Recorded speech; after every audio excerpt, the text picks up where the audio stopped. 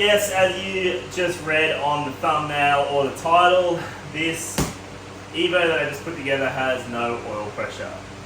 So unfortunately, this is the sort of game you play when you're buying unknown second-hand engines from some guy out of the back of his fucking mum's Camry or whatever. Facebook Marketplace is pretty good for people just selling shit that they know full well doesn't work and they're just getting rid of it. So I think that's what has happened here with this little Evo that Fraser picked up. It's weird that when we got it, it's had like an ultimate aftermarket oil pump put on it, and I can't see any reason why you change the oil pump on an Evo. Usually that's a shovel or a pan thing because they, when they get hot, have basically no oil pressure. So they've put like an ultimate thing on this, and the first time I started up it had no oil pressure. I was like, oh, that's weird. So I just pulled the cap off the oil pump and the shaft was spinning freely. So I pulled the chest off it and they had put the wrong circlip on the end of the shaft so that the circlip just popped off, and then the gear, so the oil pump drive gear just fell off. It was just idling around in there. So obviously someone's done a real dodgy job of putting this oil pump on it. Anyway, I fixed that, I put it back on, it starts up, and it's cold, it's got perfect oil pressure. As soon as it gets hot, it has zero oil pressure. You sit on the highway for 5 minutes or something and it has zero oil pressure. So it obviously means that it is getting oil pressure somewhere, it's just when it gets hot and the oil gets thin, it just escapes somewhere. So there's a few little things that I'm going to look at before I dive deeper into this thing. Firstly, I want to check the lifters. If the lifters are around the wrong way in the block, maybe the oil's not getting through or something like that. Maybe he's got the wrong gaskets on the oil pump, and maybe he's got a hole that's half blocked or something. Maybe it's the wrong chest on this thing, maybe it's an end oiler or a side oiler. Maybe the rocket's absolutely flogged out, and when it gets hot the oil is just all coming out of the rockets because there's so much clearance and none of the rest of the engine's getting any oil. So anyway, I'm going to dig into this thing, we're going to work out why this thing's got no oil pressure, and then we're going to fix this thing up. So to start with, I think I'm going to check the lifters and all that stuff. So I'm going to pull all the tops of this thing off. I'm going to check the lifters, I'm going to check the rockets, and the lifters and all this top end stuff. And then if that looks all good, I'm going to dig into the oil pump and the chest here. So, sick of looking at this thing, but I've got to get it done.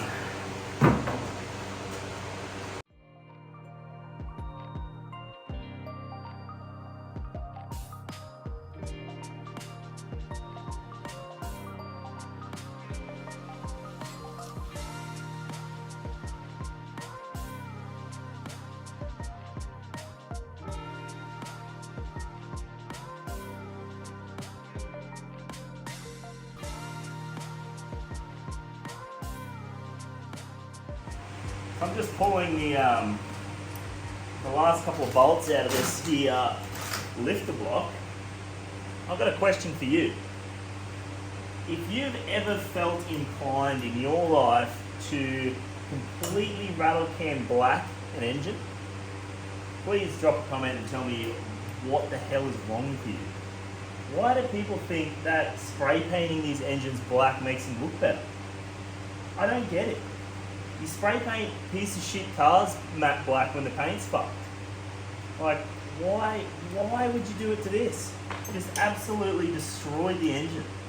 Makes it look like it belongs in a scrap heap. You've ever had the urge to spray paint your engine black? Please, hit yourself in the head with a hammer first, and then have a think about it. Maybe knock some sense into yourself. Anyway. As usual, you know when you always use your Allen key and it's got that little ball on the end, and then you put it somewhere you're not supposed to, and then you put a spanner on the end of it to give yourself a bit more leverage. Yeah, snap the ball off in one of these bolts for the rocker box at the back there, so I'm really stoked about that. So I'm going to have to do some swearing and get that out. I'm not sure how I'm going to do that next, but for starters we'll just check this lifter block, I think, see what way around the lifters are, and I think I will easy tiger. I think I'm going to leave the lifter block out, so when I pull this chest off, it hasn't got either weight on the cam. So let's see if I can pull this out with the lifters in it. Alright, so this is your here lifter block.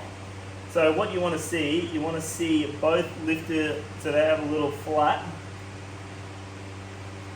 See the little, it's got a little, oh, this one's got a hole the whole way around, so it doesn't really matter. On a shovel or a pan, they have like a little flat on the lifter, and the hole where it gets oil, they both have to point inwards towards each other. So this latest style Evo has a recess around it, so it doesn't actually matter which way around it goes. So the lifter's always going to get oil pressure. They're plenty tight in there, so I can't see the oil pressure escaping from there. So as I said, I'm going to leave this guy off, and I'm going to absolutely wrestle this fucking broken Allen key ball off, and I'll take this rear one off and we'll have a look at that.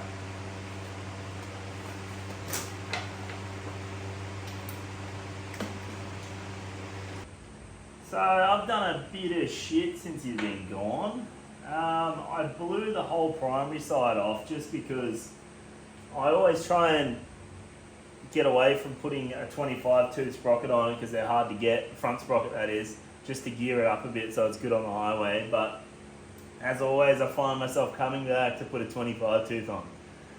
So learn from my mistakes. When you're putting a bike together, just put a 25 tooth front sprocket on your gearbox, just because then you know the gearing's going to be right and you don't have to come back to it and blow your whole primary side apart just to change the gear. So anyway, I pulled that apart. I've got my other rocker box off. I've got that stupid ball out that I broke. And I've just finished pulling this lifter block apart. So I can take this guy. No, I can't, because this bolt through the center of the cases hits. So, oh, that's tight. Basically, I'm going to pull these lifter blocks out. I don't think it's going to be the issue because I didn't realize that these lifters can go around either which way. So basically I pulled this front exhaust off just because I know that I'm going to have to get into here and into here. So I just pulled that front exhaust pipe off just to make it easier for myself. So let's pull this here lifter block off if it wants to play the game, which it is. We can have a look in there. Make sure it's doing the things. Try not to lose the lifters out of it. There we go. You want to put these lifters back in the same hole that they came out from, just because that's where they live, that's where they want to be. But that lifter can be around that way, but it doesn't matter. Got a chip. Make sure all your wheels and everything are good on these things too while you're here. That's alright. That one's should be that way, but you just want to make sure that your holes for the oil line up with your gasket in the case. So all of that seems to line up. So I'm not really, this is definitely not the issue why it has no oil pressure. So as I said, I'm going to dig a bit deeper. I think I'm going to blow this chest off first, and I'll pull this outer off the oil pump as well. So I'll just fucking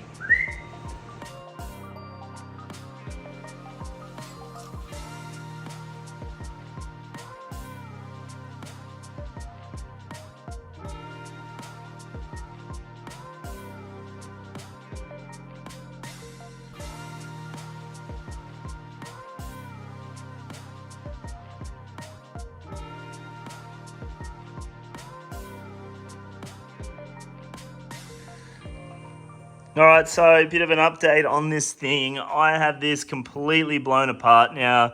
Like, I have the chest off it, I have the front of the oil pump off it, I have all the lifters out of it, all the blocks off it, everything. So I was sort of hoping that maybe this was the wrong chest, maybe the gasket was in the wrong spot, maybe this gasket was blocking a hole. Everything seems to be fine. So this is really annoying. So I dug a bit deeper, and firstly I had a look at the pressure spring. So this is the spring that controls oil pressure. There's a few different springs through the years. I was hoping maybe they put the softer one in, but that seems right. The other thing I checked was this oil screen for the lifter block. So usually this guy lives there like that, right? So in here, inside there is a spring with an oil filter on it. So this oil filter filters the oil before it goes to the lifters. Because in a hydraulic lifter, you don't want all that shit inside the lifter because it'll fuck it. So if you have a look in this little filter here, it is absolutely chock-a-block full of shit. So this just looks like your shit from this engine sitting around for a long time. When you run it, it's going to collect all this because there is no filter in this oil system, which is something I'm going to address as well. So that is absolutely chock-a-block. Like, you can't even see any light through that thing. It is absolutely chock-a-block. So I gave my good buddy Ollie a call, and he was talking about oil passages for this engine. So the oil passage will come out here, and then it'll go through your screen here, and then it'll go into your lifter blocks, and then from your lifter blocks it goes through the push rods and into the rockers, and then it drains back to the sump, and then obviously back to the oil, back to the tank. So the other direction it goes out this hole into your chest, and then it goes through here and then up the hole into your main bearings. That goes into the crank and then feeds your main bearings and all your piston stuff. So he was saying that if this is blocked, not getting oil pressure, this is the same passage as your oil gauge. So this is where you would put your oil gauge or your electronic just on and off oil pressure light. It will stop that from working. So your big end will still be getting oil, but you can't see that because this side is blocked off. So I'm going to clean this out. I'm going to put this all back together properly. I'm going to get some new gaskets for that. And I'm going to hope to God that this is the problem. So I'll just click my fingers and all this will be back together. Just like that, it is back together. So as you can see, I got a bit carried away taking the spray paint off a lot of this stuff just because it makes it look so much better, and I polished these top rocker box covers and stuff, so it made it look even more out of place. So I just took because the chest was already off, I just put that through the buff, put those lifter blocks through the buff, did all that. So all this is back together now. So basically, I'm going to put one of these pan style oil filters on it, aka a leak machine. These aftermarket ones are so shit and they always leak out this bottom little seal here because it's got fuck all in there. I've retrofit a lot of these with an O-ring in the bottom, but I'm going to stick this guy on here just to see what it does. Hopefully it doesn't leak. So obviously I've got to mount this somewhere. Pan style mounts up here with a little bracket. Obviously I didn't make this frame with a bracket because I didn't think of running a filter on this bike, but I think I'm going to stick it in there like that. So I'm going to pull a bracket off the rear engine mount there.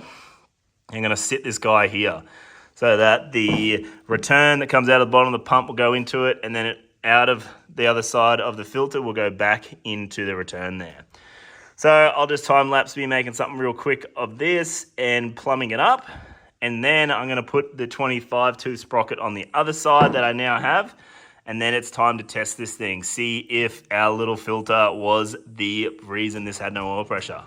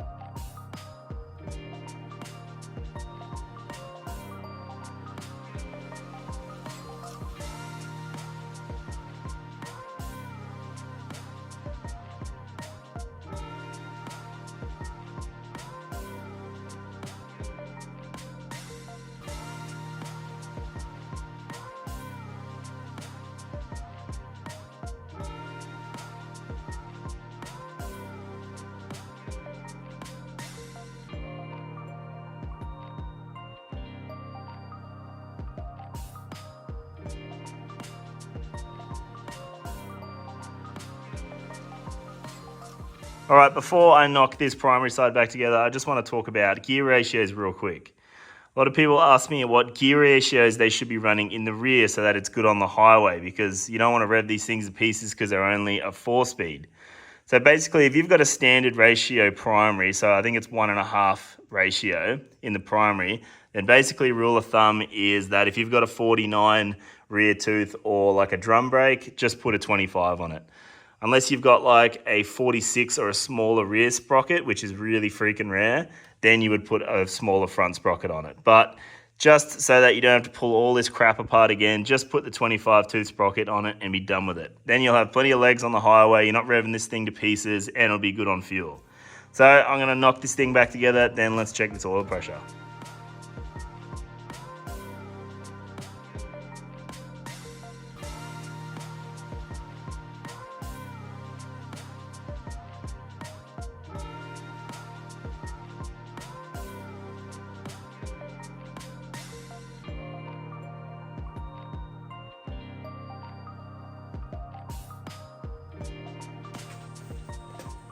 Alright, so I have totally finished putting together the primary side, so that's all ready to rock.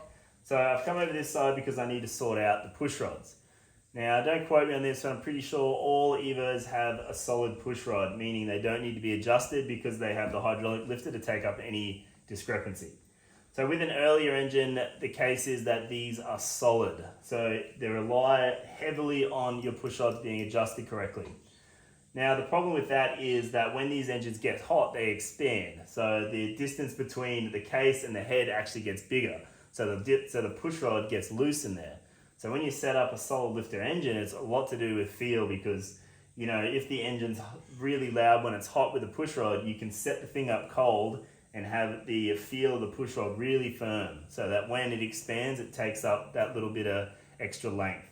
So with a hydraulic lifter, you don't have to worry about any of that, because these things have got like, whatever, 8 mil of travel inside the lifter that'll take up any, you know, when they grow and contract with heat. So if you come a bit closer, I'll show you the insides of a hydraulic lifter before I show you how to set them up. Alright, so this is a lifter out of one of my various Evo engines that I have in pieces. So basically, this lifter is completely bled down now, meaning that I can just push this in and out like that. So all it's got on the inside is a piston with a spring underneath. And when this thing sees oil pressure, the oil gathers underneath the piston and then makes it really rigid so that it can't move. It only moves really slowly when the engine's expanding or contracting. So when I talk about having stroke, you see I can push this thing in and out like that. So it goes in about 8 mil and comes back out. So basically, I feel like everyone that tries to explain this makes a fucking breakfast out of it and makes it sound really complicated. Basically, all you're doing, you are setting these push rods in the middle of this stroke. So you want it in the middle of the stroke so that when the engine expands, it has a little bit to come out, and then when it contracts, it can go in like that. Doesn't have to be accurate, nothing. Just got to be somewhere in between that. So that is literally the concept of it, and it is super simple. Now, I've got this here cam here to show you what I mean by a base load. Now, you see these large lifting loads here. So that is when the engine is either letting in air and pushing the valve up, or letting exhaust out and pushing the exhaust valve up. So you're setting these lifters on this base load here, the load that is not doing anything yet, before it comes up on the lift load. So basically, the way you want to do that, you want to knock your little tubes apart here like that, knock those things out. I just get a bit of TIG wire like this, and you can hold up your push rod tubes just like that, and then it goes up to the top bolt on the head. That's really easy on shovels and stuff as well. So I've got 2 of them already made. So the way we find our base load, we just roll this engine over, right? And basically when one push rod is on the way up, the other side will be on the base load. So we keep pushing this thing around like that.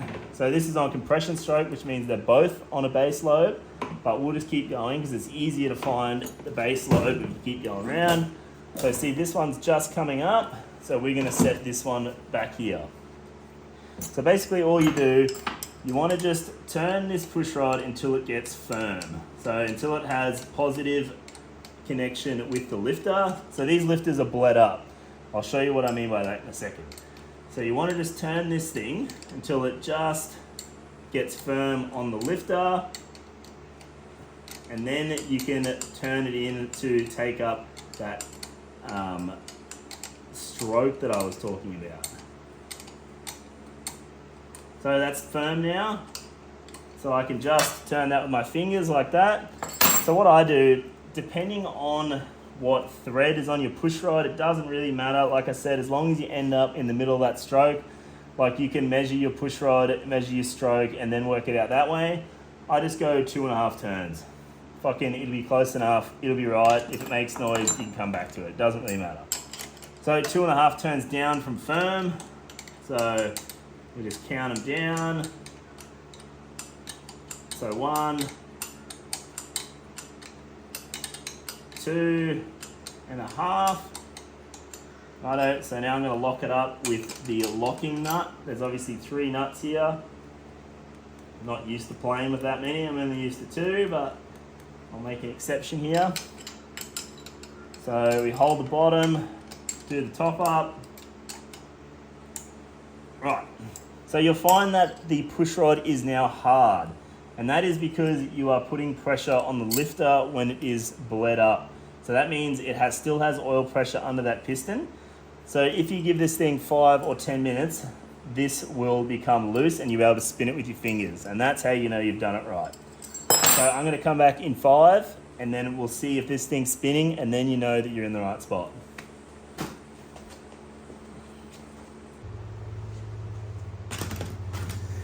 Alright, so it's like 5 minutes later, and you can see that I can now spin this push rod. So that tells me that there was oil underneath it, and then we've set it, put pressure on it, and it's let out the oil that it needs to, and now it spins freely.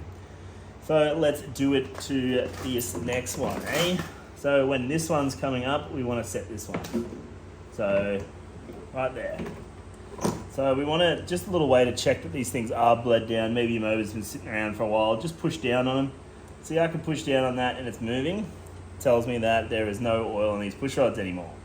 So I've got to be a bit more gentle when I set them, when I'm putting pressure on the lifter, sorry. So let's loosen this up.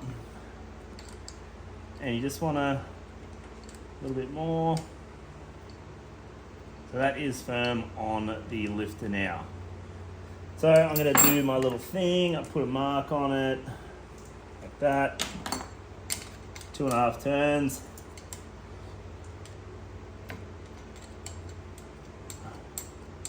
One, 2. Oh, come on. And a half. Set my little thing here.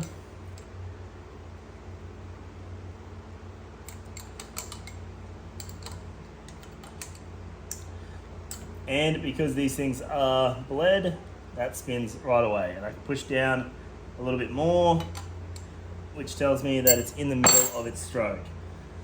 So now we can go around to compression, and that's when they both are staying in the same spot. So after the intake stroke, so this is the intake, now this is compression. So they're both going to be able to spin.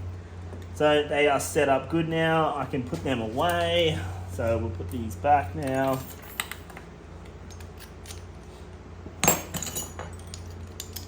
Little trick with your screwdriver, you just jam it up there like that, pull down the cover and slip it in like that.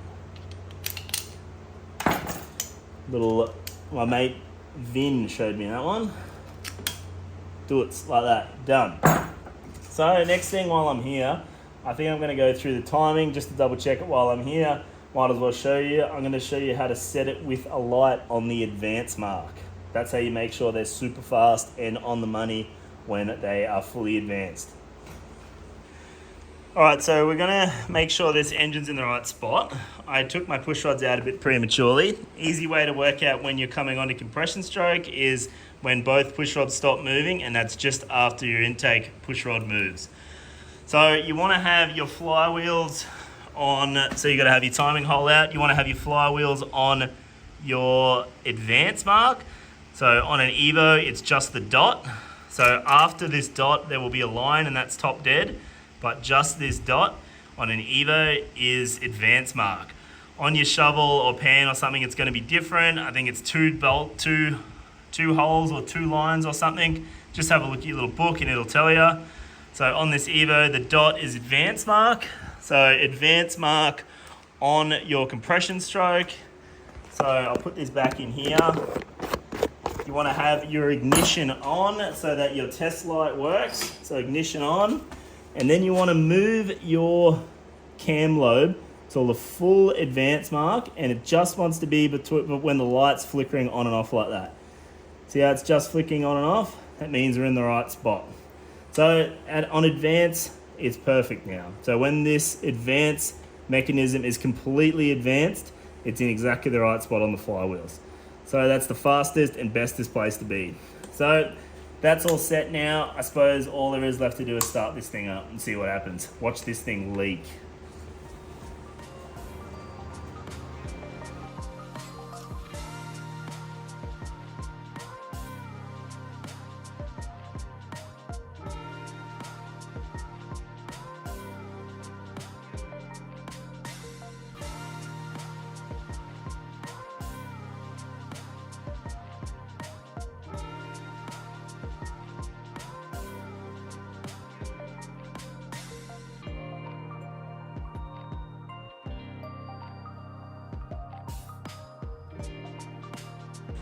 Alright, so basically I have this thing completely back together now. I'm ready to start it up, see what it does.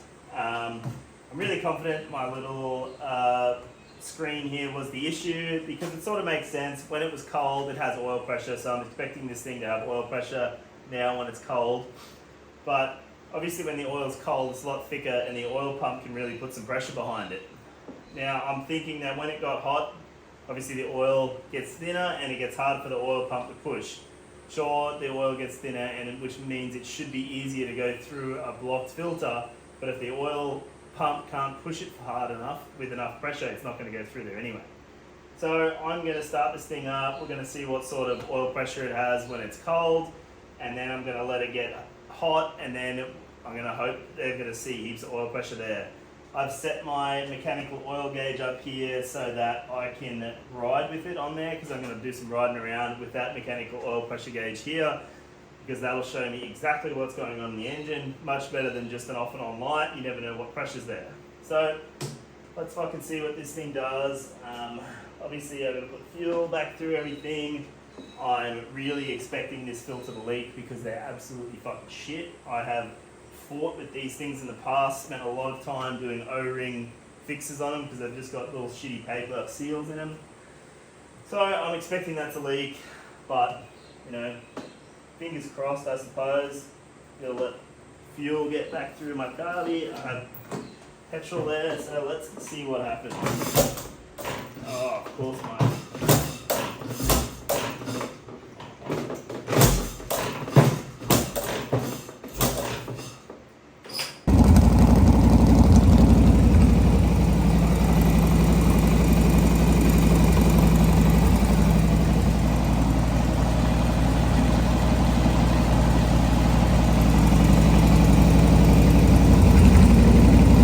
A few moments later.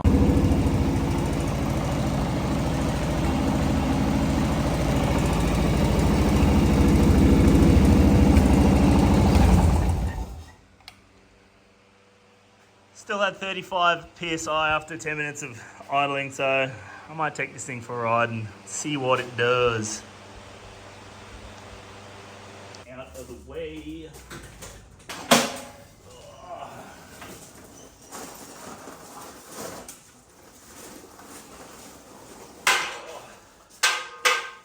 Really need this thing off the bench because I need to start assembling Freddy's Evo. The Evo with the rear section that you saw me make, I need to start assembling that. Oh, straight through the oil, how good.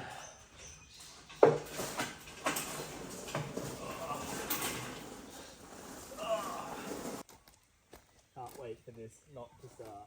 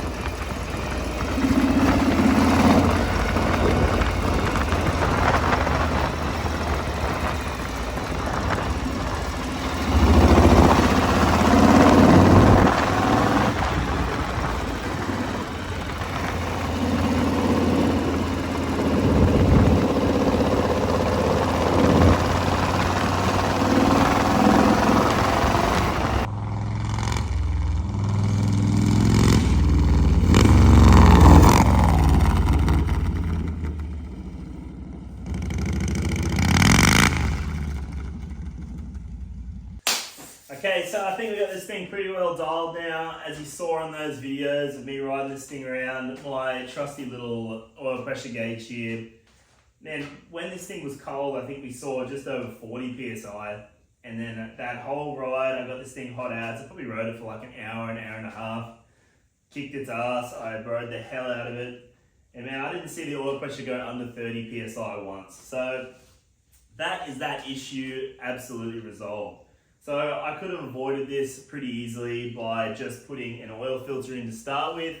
So if you're there at home watching me have to fix this thing second time around, just learn from my mistakes. Just put an oil filter in line.